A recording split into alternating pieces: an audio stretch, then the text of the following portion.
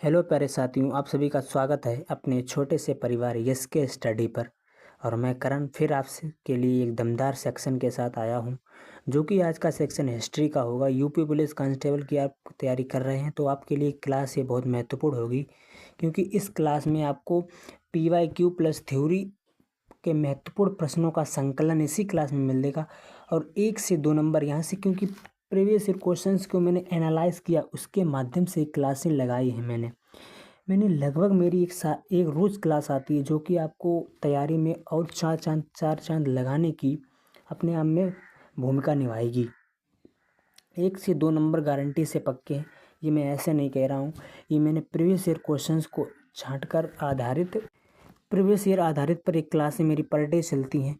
लगभग एक क्लास आपको आधे घंटे की मिलेगी और ये प्रीवियस ईयर क्वेश्चंस पर आधारित होगी। ठीक है दोस्तों, और उम्मीद करूँगा आपको क्लास अच्छी लगेगी। अगर अच्छी लगे तो प्लीज़ लाइक शेयर और सब्सक्राइब जरूर कर लेना, और अपने कमेंट में अपनी राय ज़रूर देना कि किस टॉपिक पर अगली क्लास आप प्राप्त करना या लेना चाहते हैं। ठीक है दोस्तों, तो ये फिर मैं कह रहा हूँ कि आपकी क्लास आपके लिए रामबाण साबित होगी। क्लास में लास्ट तक बने रहना, आपको 1 या 2 नंबर की गारंटी से पक्के कराने की मैं गारंटी ले रहा हूँ। और चलो बिना किसी देरी के अपने सेक्शन को स्टार्ट करते हैं। दोस्तों फिर कहूँगा मैं कि प्रीवियस ईयर आधारित पर एक क्लास होगी, आपके लिए बहुत महत्वपूर्ण है। तो इस क्लास को मिस से मत करना, ज़रूर देख लेना। आपका 20 मिनट में कुछ नहीं बिगड़ेगा। ठीक है, तो चलो बिना किसी देरी के वीडियो स्टार्ट करते हैं। हिस्ट्री की दूसरी क्लास है, पहली क्लास हो चुकी है। लगभग मैं हिस्ट्री की 5 क्लास कराऊंगा जो आपके लिए महत्वपूर्ण होंगी, और वो सारा यानी गागर में सागर वाली सिस्टम होगा। ठीक है, तो चलो बिना किसी देरी के वीडियो स्टार्ट करते हैं। दोस्तों अगर आपसे एक रिक्वेस्ट है, अगर वीडियो अच्छी मेहनत लगे मेरी तो प्लीज़ लाइक से सब्सक्राइब जरूर कर लेना, और चैनल पर पहली बार सब्सक्राइब जरूर कर लेना, और बेल आइकन को प्रेस जरूर कर लेना, ताकि हर एक आने वाली वीडियो आप तक जल्द से जल्द तक पहुंच सके, और आप उससे अपनी तैयारी में और कुछ लगा सकें। तो चलो बिना किसी देरी के वीडियो स्टार्ट करते हैं। तो पहला देखिए, भारत पर सर्वप्रथम मुस्लिम आक्रमण जो हुआ था 1711 ईस्वी में हुआ था। दोस्तों ये इम्पोर्टेंट है, ये ध्यान से देखना कि भारत पर सर्वप्रथम मुस्लिम आक्रमण कब हुआ था। इम्पोर्टेंट सवाल, मुस्लिम आक्रमण, ये हेडिंग याद रखना। 1711 ईस्वी में हुआ था, उबैदुल्ला के नेतृत्व में हुआ था। उबैदुल्ला के नेतृत्व लिखा, उबैदुल्ला के नेतृत्व में, यानी उबैदुल्ला की सरकार थी तब हुआ था भारत पर पहला मुस्लिम आक्रमण 1711 ईसा में। ठीक है दोस्तों, भारत पर सफल मुस्लिम आक्रमण मोहम्मद बिन कासिम यानी वो जो आक्रमण हुआ था 1711 में, वो विफल रहा था, वो असफल रहा था दोस्तों। ठीक है, क्योंकि भारत पर आक्रमण पहले इन्होंने किया 1711 में, फिर वो असफल रहा। फिर इसके बाद में जब नेक्स्ट सरकार आई मोहम्मद बिन कासिम की, तो उसने आक्रमण 1712 ईसा में किया था, सिंध पर किया था। किस पर? सिंधु पर किया था, सिंधु पर किया और विजय प्राप्त की। उस समय सिंधी दहिया का शासन था। उस समय जो था सिंध पर, ये लिखा दोस्तों, सिंध पर दहिया का शासन था। सिंध पर दहिया का शासन, सॉरी दोस्तों, सिंध पर दाहिर का शासन था। ठीक है, तो सर्वप्रथम आक्रमण 1711 में किया था, याद कराने की आपको गारंटी ले रहा हूँ इस क्लास में। ठीक है, भारत पर सफल आक्रमण जो हुआ था मुस्लिम 1712 ईस्वी में हुआ था, मोहम्मद बिन कासिम ने किया था और सिंधु पर किया था, और उसमें सिंध पर दाहिर का शासन था। तो नेक्स्ट स्लाइड की तरफ चलते हैं। अब आएंगे महमूद गजनवी, आपको जूम कर देता हूँ थोड़ा। महमूद गजनवी, ठीक है दोस्तों, महमूद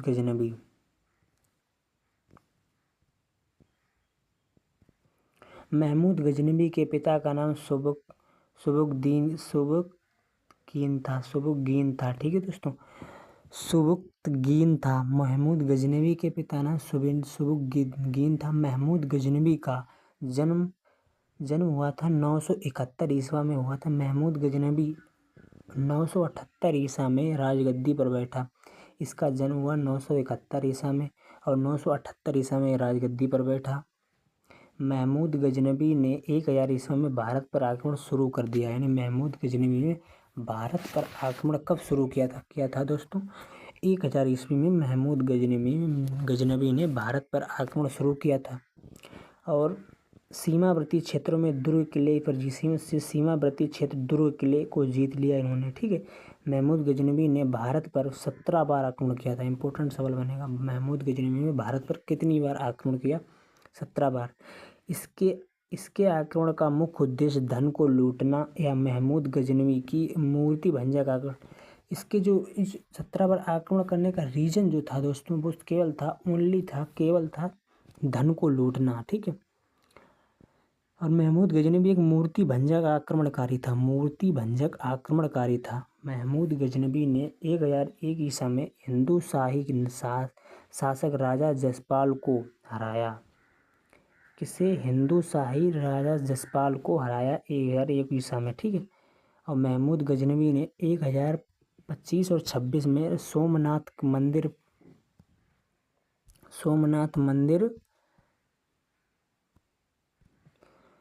मंदिर सौराष्ट्र गुजरात पर आक्रमण किया था। यानी ये इम्पोर्टेंट है कि सोमनाथ के मंदिर पर महमूद गजनवी ने आक्रमण कब किया था? 1025 से 1026 ईसा में किया था, और सौराष्ट्र गुजरात पर आक्रमण किया था। ठीक, महमूद गजनवी भारत का एक अंतिम आक्रमण महमूद गजनवी का दोस्तों जो था, महमूद गजनवी का भारत पर अंतिम आक्रमण जो था वो 1027 ईसा में जाटों के विरुद्ध था। ठीक है, इसके अंदर शहनामा की रचना फिरोदोसी। शहनामा की रचना किसने की? इंपॉर्टेंट सवाल, फिरोदोसी। तथा किताब उल हिंद की रचना अबल रूमी ने की थी। किसने रचना? अबल रूमी ने की थी। ये दोनों महमूद गजनवी के साथ भारत में आए थे। क्यों इनके नाम लेंगे? क्योंकि ये दोनों जो थे भारत में महमूद गजनवी के साथ आए थे, इसलिए इनका नाम इम्पोर्टेंट रहता है। शहनामा की रचना किसने की? किताब उल हिंद की रचना की किसने की? ये इम्पोर्टेंट सवाल है, याद रखना। ठीक है दोस्तों, नेक्स्ट स्लाइड की तरफ चलते हैं। अब आया मोहम्मद गोरी इम्पोर्टेंट फैक्ट जान लेते हैं इसके बारे में। देखिए दोस्तों, ये थ्योरी से एक प्रश्न बनते हैं आजकल पेपर में थ्योरी से प्रश्न बनने लगे, क्योंकि वन लाइनर बहुत कम क्वेश्चन बनते हैं, तो इसी से आपके क्वेश्चन बनेंगे। ठीक है, अब मोहम्मद गोरी ने भारत पर प्रथम आक्रमण 1175 ईसा में किया था। महमूद गजनवी ने प्रथम आक्रमण जो किया था 1175 ईसा में किया था। मुल्तान पर किया था। किस पर किया था? मुल्तान पर किया था। मुल्तान पर किया था पहला आक्रमण। किसने? महमूद गोरी ने 1175 ईसा में मुल्तान पर पहला आक्रमण किया था। चलो नेक्स्ट जानते हैं। अब 1178 ईसा में मोहम्मद गोरी ने पटना गुजरात पर आक्रमण किया गया था, उसके हार का सामना करना पड़ा। यानी 1178 ईसा में मोहम्मद गोरी ने पाटन गुजरात में आक्रमण किया, उसे हार का सामना करना पड़ा। नेक्स्ट, 1191 ईसा में तराइन की प्रथम युद्ध मोहम्मद गोरी और पृथ्वीराज चौहान के बीच हुई थी। ये 1191 ईसा में तराइन की प्रथम युद्ध हुआ था मोहम्मद गोरी व पृथ्वीराज चौहान के बीच, जिसमें मोहम्मद गोरी हार गया।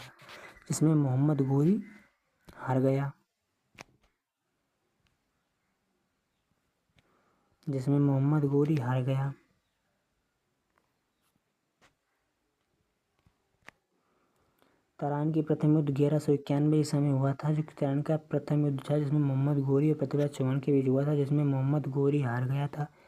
1992 में तराइन की द्वितीय युद्ध हुआ, जिसमें मोहम्मद गोरी और मोहम्मद गोरी की विजय हुई, पृथ्वीराज चौहान हार गया। इसमें भी पृथ्वीराज चौहान हार गया। इसमें पृथ्वीराज चौहान की जीत हुई, ठीक है, हार गया। और इसमें मोहम्मद गोरी हार गई थी। अब 1194 में युद्ध हुआ था चंदावर का युद्ध मोहम्मद गोरी व कन्नौज के शासन राजा जयचंद के बीच हुआ, जिसमें मोहम्मद गोरी की विजय हुई, राजा जयचंद हार गए थे। कन्नौज 1994 ईसा में चंदावर का युद्ध हुआ था। चंदावर युद्ध हुआ था मोहम्मद गोरी और कन्नौज के राजा जयचंद्र के बीच, जिसमें मोहम्मद गोरी की विजय हुई थी। राजा जयचंद्र हार गए थे 1194 में, याद रखना। 1206 में मोहम्मद गोरी की मृत्यु हो गई। 1206 में मोहम्मद गोरी की मृत्यु हो गई। मोहम्मद गोरी की मृत्यु के बाद उसका सम्राट उसके गुलामों के बीच में बांटा गया था। जो उनके दरबारी थे, जो उनके गुलाम थे, उनके बीच में बांटा गया था उनका जो सम्राट। ठीक है दोस्तों, चलो नेक्स्ट सवाल की तरफ चलते हैं। आया दिल्ली सल्तनत। दिल्ली सल्तनत गुलाम वंश का कार्यकाल कितना है? 1206 से 1290 तक रहा है। 1206 से 1290 तक रहा है गुलाम वंश का शासन। ठीक है, गुलाम वंश की स्थापना 1206 ईस्वी में कुतुबुद्दीन ऐबक ने की थी। गुलाम वंश की स्थापना जो थी दोस्तों, गुलाम वंश की स्थापना कुतुबुद्दीन ऐबक ने 1206 ईस्वी में की थी। वह मोहम्मद गोरी का गुलाम था, और जो मोहम्मद गोरी का गुलाम था गुलाम वंश, कुतुबुद्दीन ऐबक जो था मोहम्मद गोरी का गुलाम था, जिसने गुलाम वंश की स्थापना की 1206 ईसा में। कुतुबुद्दीन ऐबक ने मालिक बाज सिपल सालार की उपाधि धारण की थी। कि सिपह सालार की उपाधि धारण की थी। कुतुबुद्दीन ऐबक अपनी राजधानी लाहौर बनाई। कुतुबुद्दीन ऐबक अपनी राजधानी जो बनाई थी वो लाहौर, इसने राजधानी लाहौर बनाई। दिल्ली के कुतुब मीनार का निर्माण कुतुबुद्दीन ऐबक ने कराया। कुतुब मीनार का निर्माण कुतुबुद्दीन ऐबक ने कराया था। उसने अपनी पुत्री की शादी इल्तुतमिश से की थी। कुतुबुद्दीन ऐबक ने दिल्ली कुतुब मीनार का निर्माण कराया, और उसने अपनी शादी जो थी इल्तुतमिश के साथ की थी। नंदला विश्वविद्यालय को ध्वस्त विख्यार खिलजी वंश ने किया था, जो कुतुबुद्दीन ऐबक का सेनापति था। नंदला विश्वविद्यालय का ध्वस्त विख्यार यानी खिलजी ने किया था, जो एक कुतुबुद्दीन ऐबक का सेनापति था। चलो नेक्स्ट स्लाइड की तरफ चलते हैं। कुतुबुद्दीन ऐबक की मृत्यु जो हुई थी दोस्तों 1210 ईसा में, चौगान पोलो खेलते समय घोड़े से गिरकर हो गए थे। लाहौर में दफनाया गया था इसे। दोस्तों कुतुबुद्दीन ऐबक की मृत्यु जो हुई थी 1210 ईस्वी में हुई थी, जो पोलो खेलते समय घोड़े से गिर गया था और इसे लाहौर में दफनाया गया था। कुतुबुद्दीन ऐबक का उत्तराधिकारी कुतुबुद्दीन ऐबक का जो आराम शाह हुआ, जिसकी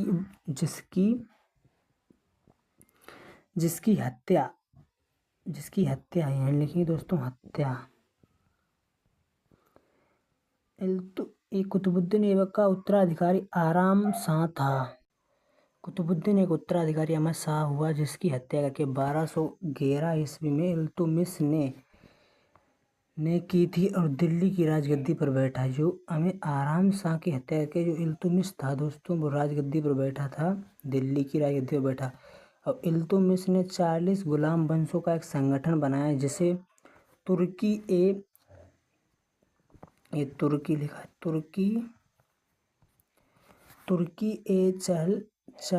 चहलगीगानी के नाम से जाना जाता था। और इल्तुतमिश जो था इल्वरी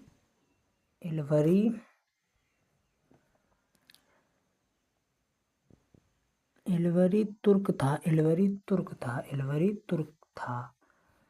अब इल्तुतमिश की मृत्यु 1236 ईस्वी में हुई थी। इल्तुतमिश की मृत्यु जो हुई थी 1236 ईसा में हुई थी।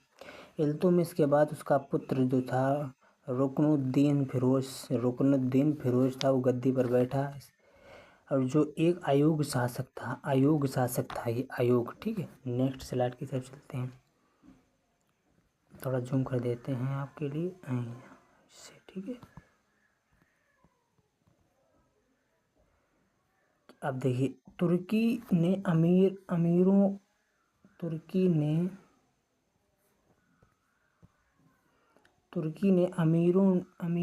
तुर्की के अमीरों की एक गद्दी को हटाया और रजिया सुल्तान को 1236 ईस्वी में राजगद्दी पर बैठाया। तुर्की के अमीरों ने इस तुर्की के अमीरों ने गद्दी से हटाया इसको इल्तुतमिश को, फिर इसके बाद में बैठाया राजगद्दी पर रजिया सुल्तान को। रजिया बेगम पहली मुस्लिम महिला शासिका थी जिसने शासन की बागडोर संभाली, यानी ये शासन की पहली महिला थी जिन्होंने शासन की बागडोर संभाली। रजिया की सालती अल्तूनिया से हुई थी, जो रजिया की हत्या 1240 में डाकुओं द्वारा की गई थी।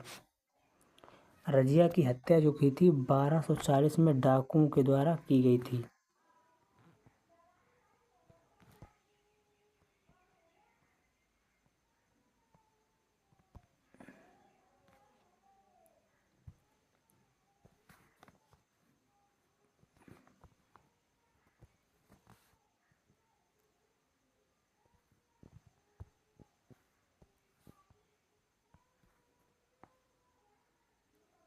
अब नेक्स्ट आता है खिलजी वंश।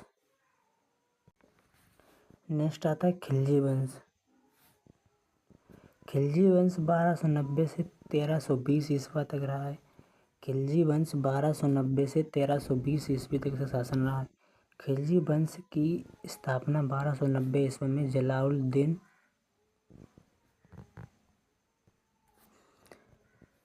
जलालुद्दीन फिरोज ने की थी। जलालुद्दीन फिरोज, ठीक है,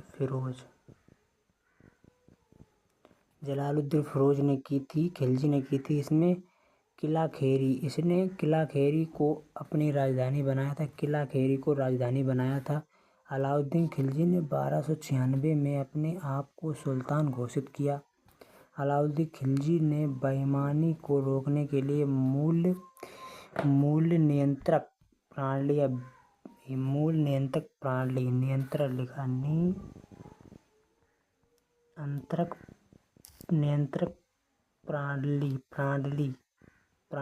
व बाजार नियंत्रक प्रणाली की व्यवस्था बनाई थी। यानी बेईमानी को रोकने के लिए खिलजी वंश ने मूल नियंत्रक प्रणाली या बाजार प्रणाली की स्थापना की थी। नेक्स्ट, अलाउद्दीन खिलजी के महत्वपूर्ण अभियान है। अलाउद्दीन खिलजी के महत्वपूर्ण अभियान, ठीक है। गुजरात अभियान 1298 से 99 में हुआ था। गुजरात शासन के रायगढ़ के खिलाफ अपने 2 सेनापति उलगू खां भेजा था। इसके बाद में आता है रणथंभौर अभियान 1301 ईस्वी में हुआ था। रणथंभौर शासन हम्बीर देव के खिलाफ किया। हम्बी देव की रानी रंग देवी के जौहर से किया था। चित्तौड़ अभियान चित्तौड़ शासन के राणा रतन सिंह के खिलाफ किया। चित्तौड़ के राजा रतन सिंह थे, उनके खिलाफ किया। देवगिरी अभियान 1307 से 8 राजा जयचंद्र देव के खिलाफ, जो कन्नौज के राजा थे, ठीक है। इसके बाद में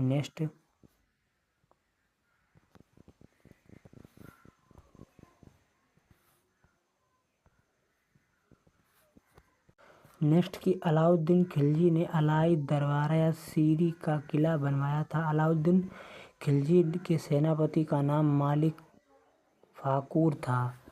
मालिक फाकूर ने उसकी दक्षिण की विजयों पर सफलतापूर्वक नेतृत्व किया। घोड़ों को दागने, सैनिक की हुलिया लिखने की प्रथा का आरंभ अलाउद्दीन खिलजी ने किया था। अलाउद्दीन खिलजी ने सिकंदर-ए-सानी की उपाधि धारण की। अलाउद्दीन खिलजी की मृत्यु 1213 ईस्वी में हुई थी। नेक्स्ट सवाल की तरफ चलते हैं। तुगलक वंश क्लास ज़्यादा लंबी हो जाएगी, ज़्यादा लॉन्ग हो जाएगी, जिससे कि इंटरेस्ट ख़त्म हो जाएगा। तो आज की क्लास इतने ही रखते हैं। अगर नेक्स्ट क्लास लाएंगे जो कि आपकी कल आएगी, और उम्मीद करता हूँ कि क्लास अच्छी लगी होगी। अगर अच्छी लगी हो तो प्लीज़ लाइक और सब्सक्राइब जरूर कर लेना, और इसी तरह से आप तक वीडियो पहुँचाता रहूँगा, और आशा करूँगा कि आप अच्छे होंगे और आपकी तैयारी भी अच्छी चलेगी। अपने माता पिता का नाम रोशन करना। अगर वीडियो अच्छी लगी हो तो लाइक से सब्सक्राइब करना। जय हिंद, जय भारत।